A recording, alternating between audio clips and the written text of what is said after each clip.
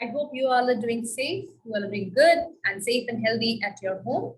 Well, I'm here again with another new topic from social science. Today's class, we will be starting a new chapter from the civics. Let's get started with the chapter. Well, the name of the chapter that we will be taking up today is What is Democracy? Why Democracy? Let's get started.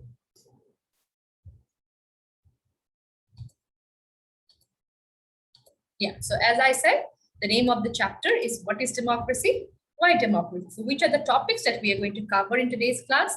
We will be trying to understand the definition of democracy. I'm sure by now from your lower grades itself, you are quite acquainted with the meaning of democracy, but we will be trying to understand in a very broader way.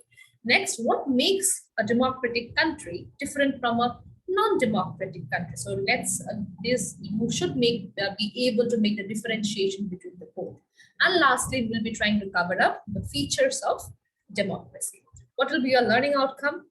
Obviously, you will be able to define democracy not only like in the way democracy is for the people, of the people, by the people, but yes, towards the end of the class, you will be able to define democracy in a much more broader way. You will be definitely able to differentiate between democratic and non-democratic country, and also you'll be able to describe and identify the various features of democracy and understand it with proper examples. So let's try to understand first what is democracy. So we all know democracy is what? Where people are, the common people or the citizens are allowed to vote, where we choose our leaders, right? So yes, it's very true that democracy is a form of government in which the rulers are elected by the people. Now, this definition definitely allows us to make a distinction between a democratic type of government and a non-democratic type of government. Now, let's take, for example, Myanmar. Myanmar has got army rule there. Now, do you think these army rulers are elected by the people? No. Absolutely not. So definitely those who happen to control the government or control the army, they are becoming the rulers of the country. So definitely the people, the common people, did not make any decision or they did not choose these army rulers to be their leaders. So definitely this is not a democracy. Another example can be monarchical type of government in countries like Nepal, Saudi Arabia, where there is monarchical rule. So these kings are also not chosen by the people. They are kings because they are privileged to be born in a royal family, and by inheritance, they became the ruler. So definitely this is also not a democracy. So the simple definition of democracy is that democracy is just the people's rule, right? But if we use this definition in a very not so unthinking manner, do you think that on every country who votes or who has the power to choose their leaders or who holds election are truly democratic? No, we cannot say and that is yes, because in a democracy, it is not only the right to vote that we see, there are many other aspects also we need to keep in mind when we try to identify or find out whether a country is a democratic country or not a democratic country. All right. Now, let's go one after another, understanding the features of democracy. These are very, very important. So in a democracy, as I said, the decision-making power, the final decision-making power always lies in the hands of whom? Always lies in the hands of the common people. Now let's take one example and try to understand whether that country is truly democratic or not. In Pakistan, Pervez Musharraf, okay, he led a military coup. What is military coup? A military takeover, okay, a military rule. So in which year? October 1999. So what was that coup? A military coup means when military rule takes over something. There was a democratically elected government, but Pervez Musharraf, he declared himself as the chief executive of the country. And also later he changed this designation and he called himself or claimed himself to be the president of the country. And in 2002, he held a referendum in the country that granted him a 5-year extension. What is a referendum? Referendum means taking the opinion from the people. Like for example, maybe Musharraf issued a referendum taking opinion whether he should continue as the president or not. So finally, but it is very important to understand that this referendum was also not democratically taken. Okay, people were forced to vote for him, and that is how he got himself again a 5 years of extension as the president of the country. Now, the power to take the final decisions rests with whom? It was definitely the general, it was definitely Musharraf, Pervez Musharraf, and his army officials. And let me tell you here again, none of these people, that is Pervez Musharraf or the army officials, they were not elected by the people. Right? So they have just declared themselves to be the ruler, and that is why we can clearly understand that this is not a democratic situation. So in a democracy, a country to be truly democratic in nature, the final decision-making power must rest with the citizens of the country or by the common people. This was our first feature. Moving to our second feature, a democracy must be based on free and fair elections. Very, very important, right? So now let's understand this in another country example. In China, China elections are also held. Now you can ask me, I mean, China elections are held, how come this is not democratic? Now let's understand in what manner these elections are held. So in China, elections are held regularly after every 5 years. Like we in our country have after every 5 years, we held election, right? So there also they contest elections for the country's parliament. And what is the name of the parliament there? Huanggo Renmin Daibio Dahui. All right, that's the name of the parliament for electing the country's parliament. So the country's the National People's Congress has the power to appoint the president of the country. It has nearly 3,000 members elected from all over China. Some members are elected by the army as well.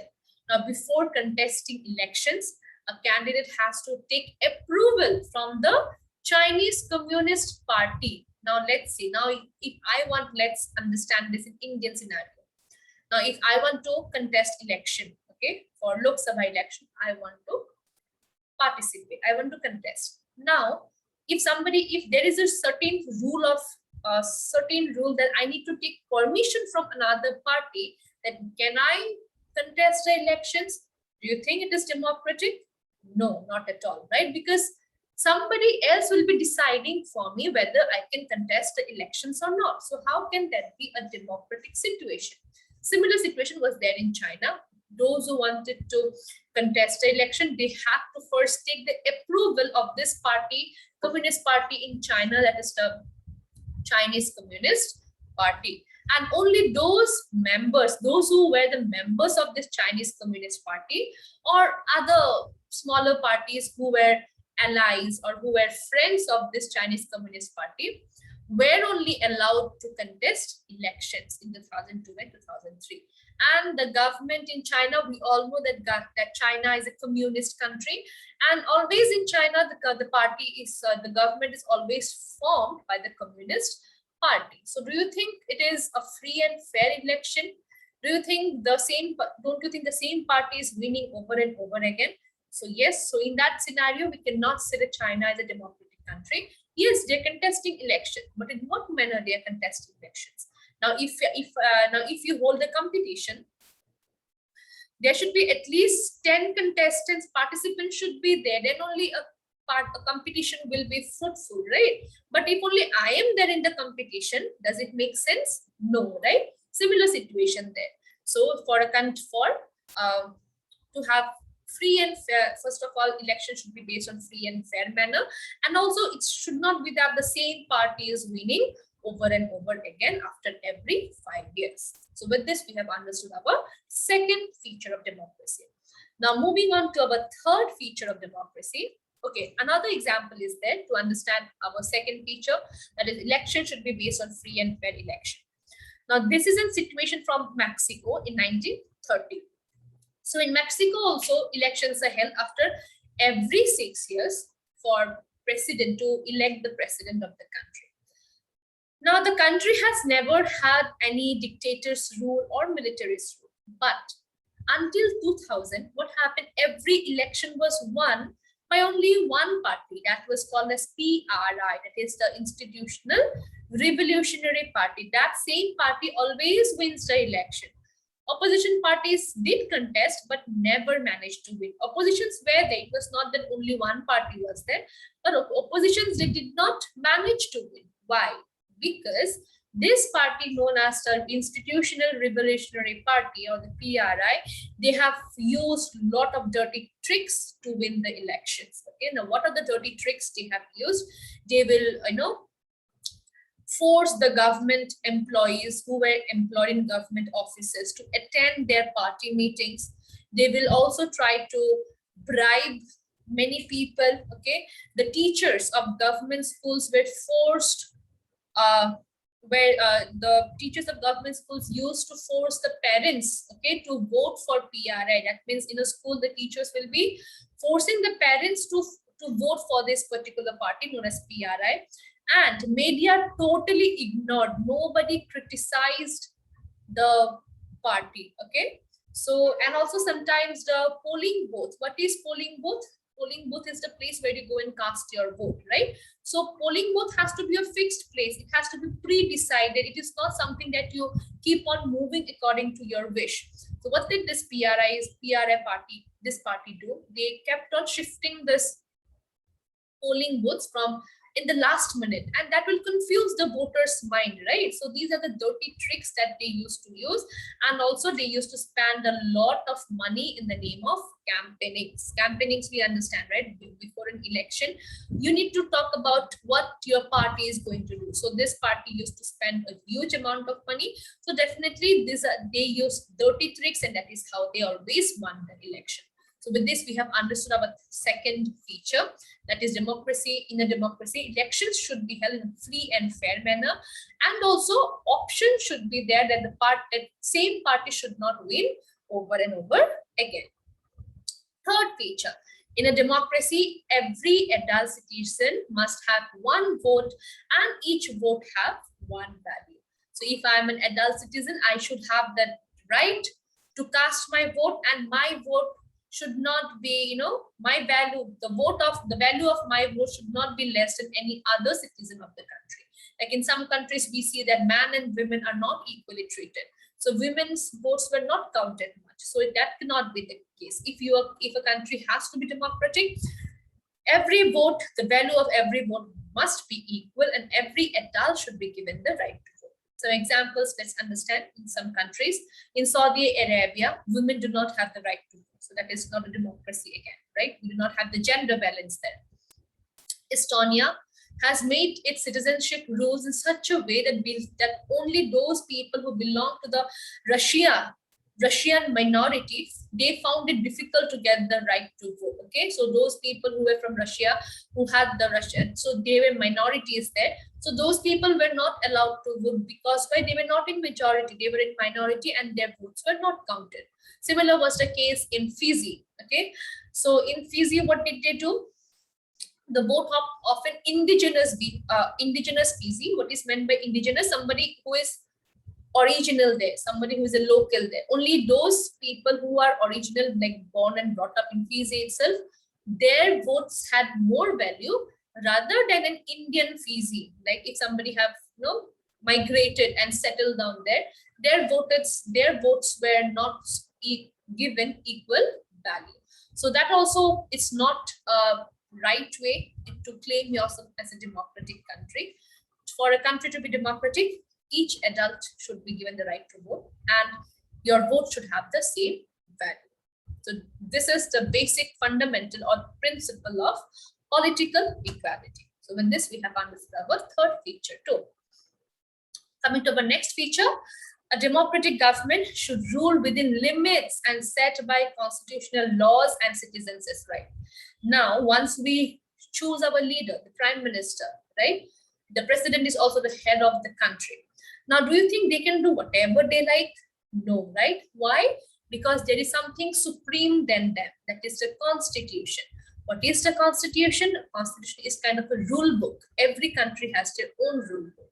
And this rule book will guide the powers and functions of every citizens, or like every leaders or representatives whom we have chosen, right? So for a country to be democratic, rules should be limited. I mean, the powers of the government rules should be set within the constitutional law, and the citizens' rights should be kept in mind.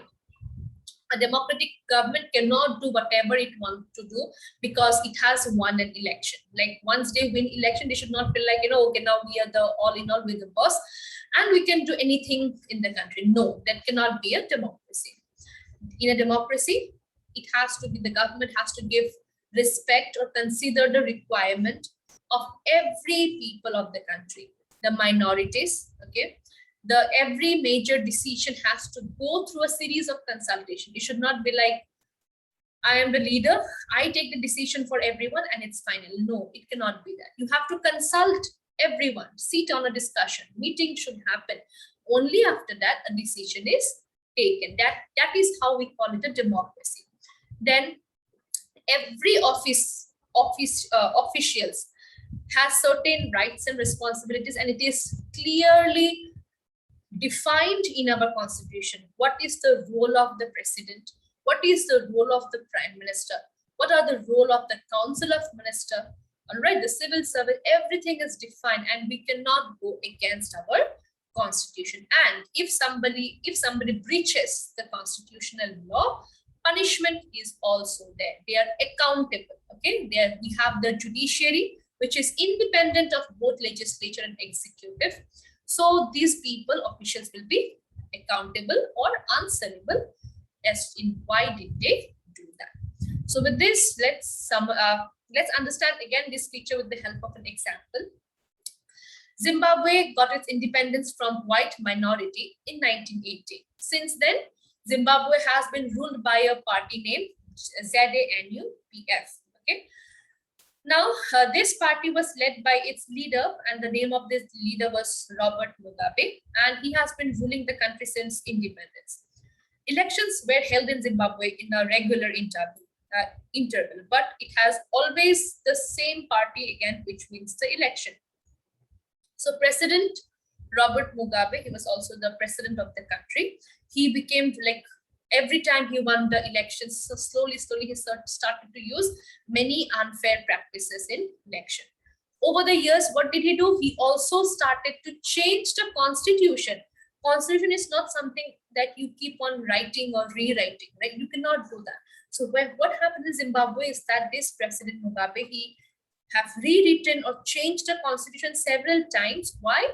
So that his powers can be increased. He have rewritten the constitution in such a way that, he has more power in hand.